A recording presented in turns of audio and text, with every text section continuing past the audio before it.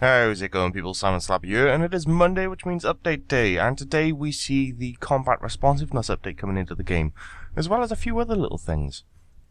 So this is the update from the Ninja team. It was in a poll once upon a time ago.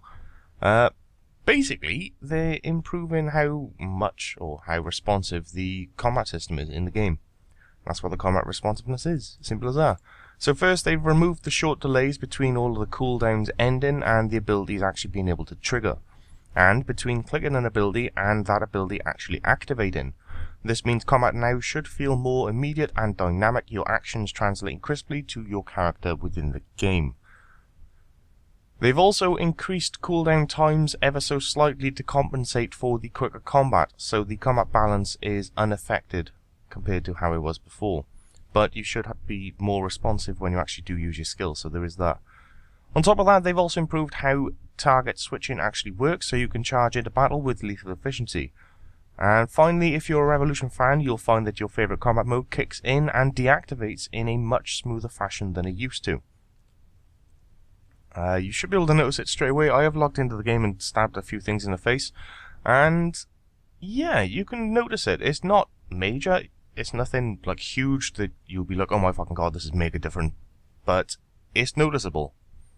I mean, if you just try attacking something and then mid-combat just try attacking something else, it actually does go ahead and do that rather than, you know, maybe not do it like it used to. Especially if you're using Revolution, it'll just carry on attacking whatever you was originally attacking, or it'd take like 10 seconds before it actually moves on to what you just clicked on.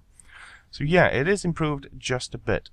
On top of that, to come inside with the combat responsiveness goodness, the monster aggression is also here. It's all in one big update.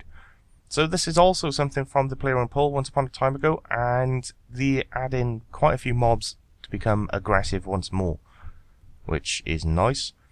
One thing to note with the aggressive mob thing is they did say if you would like them to add more aggressive monsters, to actually go into, I think it's the forums, and literally tell them that we want more aggressive monsters, because dragons, for example, they aren't aggressive.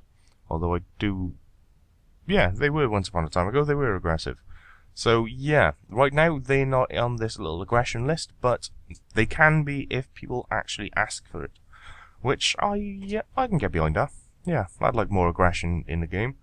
So mobs there are going to become aggro based from now on. Lesser demons, greater demons, black demons, banshees, great banshees, aberrant spectres, lizards, desert lizards, small lizards, cuirass, carbies, scalded wyverns, brine rats, mutated blood vells, dark beasts, hill giants, fire giants, moss giants. And you'll be able to initiate combat with as many monsters as you can handle, but only one enemy will attack you at any given time, if you make no aggressive move of your own. Monsters will remain aggressive unless your combat level is more than double of theirs, so same as what it used to be, or you've stayed in the area for longer than 5 minutes. That is quite a hell of a lot shorter than what it used to be. That is very, very short, although I suppose it's probably to combat AFK skilling, I guess. So yeah, fair enough, I can get behind that. In other news, you can try out the responsive combat with mod Kalea and mod Math in Castle Wars today at 4 PM UTC. No idea what UTC is, but that's in Build 24, so if you feel like that, whatever. 20th of February is double XP, don't forget, you fucking clowns. The first Rune Lab poll is now live, head into the game and you can check out what that Rune Labs poll is. And they're chatting nonsense about RuneScape lore in the forums on Thursday the 12th at 6 UTC, whatever that is. Yeah, last but not least, it is Monday, so obviously patch notes are a thing, so let's get into this stuff then. So graphical wise, the creepy doll will no longer attempt to play an animation on a player whilst in combat. An issue with the Heffen emotes and the arcane resting has been fixed. Mere digit citizens' skin tones now render correctly. The background images in the Beast tab for Commanders Ileana and Kriara have been moved to their correct positions. The open and closed versions of the drawers found in Faldor's chain body shop no longer uses different colours and texturing. A one-way window has been removed from the older versions of the player-owned ports bar. Feet and dropped items no longer clip through the floor of the Calgarian Demon Resource Dungeon. Moving on to the skills and minigames goodness, players may now claim a second Captain's Log from Duncan. The Captain's Log can now be added to the pocket slot, so users can perform all the functions of the Captain's Log and save an inventory slot whilst they're at it. That's not bad, gotta be said. I kinda like that. Autocast spells will no longer be unset when entering sinkholes, good times. Boneface no longer lingers in the boss room while escaping from Thok. It is no longer possible to dig up the plant patch on Harmony Island. Players will no longer disconnect while training Herblore if their familiar expires while holding Herblore supplies. An assassin will no longer spawn on a terracotta pot within the terracotta warehouse during the Simple Favor player-owned ports random event. A typo on the player-owned ports upgrade buildings interface for bars and lodgings has been fixed. A typo in the player-owned ports voyage has been fixed.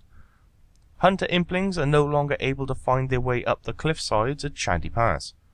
The combat level for pest control on the minigame tab of the Adventures interface has now been updated, and a typo previously shown when resetting the Tears of Guthix D&D with a D&D token has been fixed. Moving on to quests and achievements, a typo has been fixed in the reminder message of the Tyrannan Quiver when cleansing corrupted Seren Stones. The hint arrow for the Ham Follower challenges will now point to the correct location. Moving on to miscellaneous goodness. Players can no longer walk through a wall on the north side of the uppermost floor in the Slayer Tower near the gargoyles. Some familiars now correctly act as a light source. A typo in Hans' chat when asking about veteran caves has been fixed. A few tiles around the body rune altar will now allow players to actually step on them. Fixed an issue with drop-down menus not displaying the current selection. De-equipping an active aura on a free world no longer leaves the aura active. What? It is no longer possible to stall damage by releasing a Witch's Cat, and the Provoke ability no longer grants special attack energy when used in Legacy mode. So moving on to the last piece, which is the old ninja fixes. Hopefully there's some nice things in here. Well, I guess we'll see. The Big Chinchomper start time has been moved to 30 minutes past each hour, just so you know. Players can now close the player-owned port ship customization windows with the escape key. Boss timers will now always show by default. Players can now select a faster wave spawn in the fight kiln. Players can now use keybinds to cure plants in Livid Farm. The insane final boss title can now be unlocked by having a total of 5,000 boss kills with at least 100 kills on each boss, including hard mode, and by having all boss pets unlocked. This includes Vitalis, Bombi, Barrow Bobbleheads, and Zekjad. Dreadnips will no longer get blocked by players or NPCs. Dreadnips will no longer attempt to stun a stunned NPC or a stun immune NPC. The World Hop interface in-game now shows more information on activities. Using the World Hop function will no longer say that player logged out with a clan avatar prematurely. Players can now see what skills they've not yet gained XP for in the Jagged Trades aura by checking aura time remaining. Dorgish and Light Orbs can now be made via the Make X interface. The changed name tooltip in the lobby has been realigned. Make X will now remember the last used recipe for an extra 2 interfaces to improve the process of making certain multi-staged items such as urns. Player and NPC targets will now always render on top of all other entities on the same tile. So there we go. Few things, so combat, responsiveness and monster aggression is back in the game. Double XP is coming up rather quickly, and your patch notes for this week. Not bad at all. I'm sure you've all noticed, but you've got this little treasure hunter bonus chest. It's been out for a few days now. Basically, you use keys, you charge the little thingy, and when it's over 50%, you can get double items from one particular chest. And the higher it is, the more rare those items become. So there we go. That is pretty much everything, people. So that is your Monday update. Later on this week, a couple of comp apps, I dare say. Got quite a bit done on that fella. Besides that, I really don't know. Let's see what happens. Maybe make some bosses. Do some bosses. What do you reckon? Stab some shit in the face. Sounds good. Either way, people, I will catch you all later, and have a good one.